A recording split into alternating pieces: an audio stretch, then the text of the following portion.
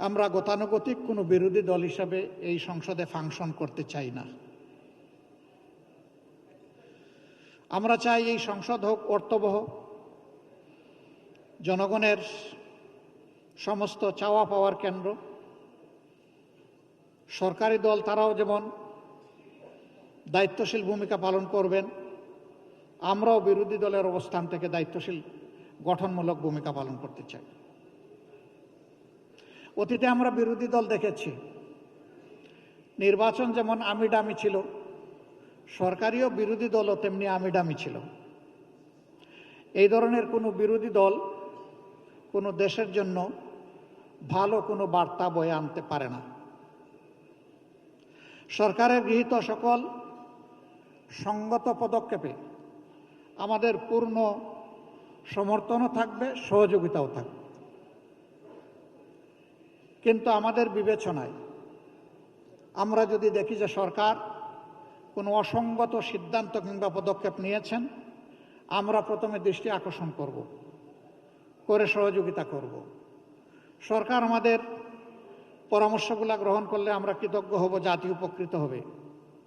সরকার আমাদের পরামর্শ গ্রহণ না করলে বিরোধী দলের যে ভূমিকা সেইটাই আমরা পালন করব।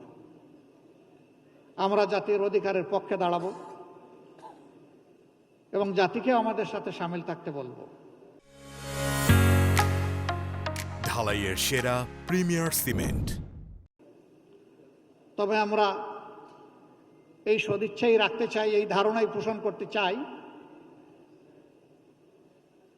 যে এই সরকার সংসদকে আগামীতে এগিয়ে যাওয়ার বাহনে পরিণত করবে।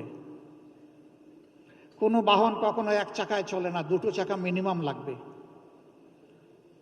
সরকারি দল যদি সামনের চাকা হয়, তাহলে বিরোধী দল হবে পিছনের চাকা।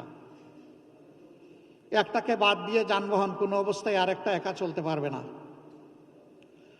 আমরা সেই পথ চলায় সমন্বয় চাই এবং পারস্পরিক সম্মানের জায়গাটা চাই।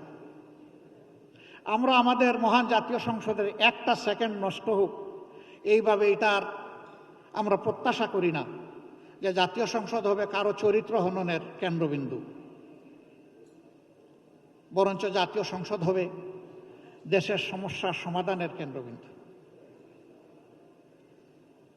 যে সমস্ত ব্ল্যাক ল এখনো আমাদের সংবিধানে রয়ে গেছে, আমরা সম্মিলিতভাবে সেগুলা দূর করার প্রয়াস চালাবো। আর জাতিকে একটা সুস্থ, বিকশিত, সম্মানের জাতি হিসাবে বিশ্বের দরবারে দাঁড় করানোর জন্য যে আইন সংযোজনের প্রয়োজন, আমরা প্রত্যাশা করব যে সরকারি দল এবং বিরোধী দল মিলে সেভাবেই আমরা এগিয়ে যাব। যদি এই রাজনীতিটা আমরা করতে পারি, তাহলে অতীতের রাজনীতির যে হতাশাজনক ধারা এখন পর্যন্ত জাতিকে গ্রাস করে আছে, তার করাল গ্রাস থেকে আশা করি এই জাতি মুক্তি পাবে ইনশাআল্লাহ। আমি আজকের এই মুহূর্তে বড় শ্রদ্ধার সাথে স্মরণ করছি সেই সমস্ত বীরদেরকে যারা 47, 52, 71, 90, 24 এই সময়গুলোতে শুধুই জাতির জন্য লড়াই করে জীবন দিয়ে দুনিয়া থেকে বিদায় নিয়েছেন। আল্লাহ তাদের সকলকেও মর্যাদাবান শহীদ হিসাবে কবুল করুন। বিশেষ শ্রদ্ধার সাথে স্মরণ করছি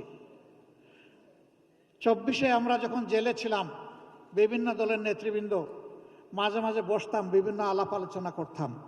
আমরা কল্পনা করি নাই 24 সালের 7 জানুয়ারির নির্বাচনের পর ফ্যাসিবাদ এইভাবেই বিদায় নিবে, পালিয়ে যাবে, এটা আমরা কল্পনাও করি নাই। কিন্তু এই অসাধ্যকে সাধন করেছে আমাদের শার্দুল সন্তানেরা, আমাদের সিংহ শাবকেরা, আমাদের জুলাই যোদ্ধারা। আমি তাদেরকে বিনম্র শ্রদ্ধা জানাই।